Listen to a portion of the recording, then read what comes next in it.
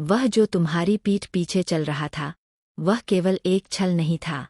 वह एक ऐसी परछाई थी जो सच को ढक कर रखे हुए थी। लेकिन अब वह परछाई धीरे धीरे सिमट रही है। अब वह समय आ गया है जब सत्य स्वयं प्रकाश बनकर उभरने वाला है। और जब वह सामने आएगा, तब केवल सामने वाला नहीं गिरेगा, तुम्हारी आंखों से भी वह धुंध हट जाएगी जिसने अब तक तुम्हें भ्रम में रखा था। तुमने सोचा था कि वह तुम्हारा सहारा है। तुमने माना था कि वह तुम्हारे साथ चलने वाला है। लेकिन सच्चाई यह है कि उसने तुम्हारे भरोसे को सौदे की तरह इस्तेमाल किया।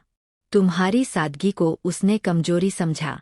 तुम्हारे प्रेम को उसने अपने स्वार्थ का औजार बना लिया। हर बार जब तुमने मुस्कुराकर उस पर विश्वास किया, उसी क्षण उसने एक नई चाल चली। तुम्हारी भावनाओं को समझने के लिए नहीं, बल्कि उन्हें नियंत्रित करने के लिए। और आज जब परतें खुल रही है, जब सब कुछ स्पष्ट होने लगा है, तब तुम्हारा मन कांप रहा है। यह स्वाभाविक है।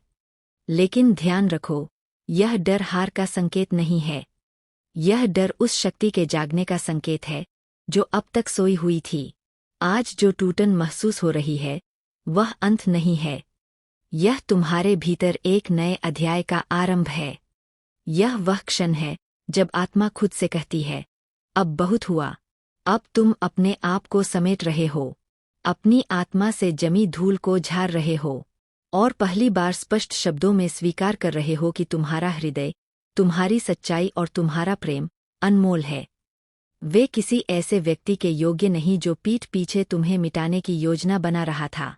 याद है वह समय जब तुमने अपने संघर्ष उसके सामने रखे थे, जब तुमने कहा था कि तुम्हें बस कोई ऐसा चाहिए जो अंधेरे में हाथ थाम ले। उस समय उसकी आंखों में जो सहानुभूति दिखी थी, वह वास्तव में एक आवरण थी। एक ऐसा आवरण जिसके पीछे उसकी मंशा छिपी हुई थी। उसने तुम्हारी कमजोरियों को सुना, लेकिन उन्हें संभालने के लिए नहीं, उन्हें हथियार बनाने के लिए। यही उसकी सबसे बड़ी चाल थी, तुम्हारी अच्छाई को ही तुम्हारे विरुद्ध मोड़ देना। लेकिन अब खेल बदल चुका है। अब तुम देख पा रहे हो, अब तुम्हें समझ आ रहा है।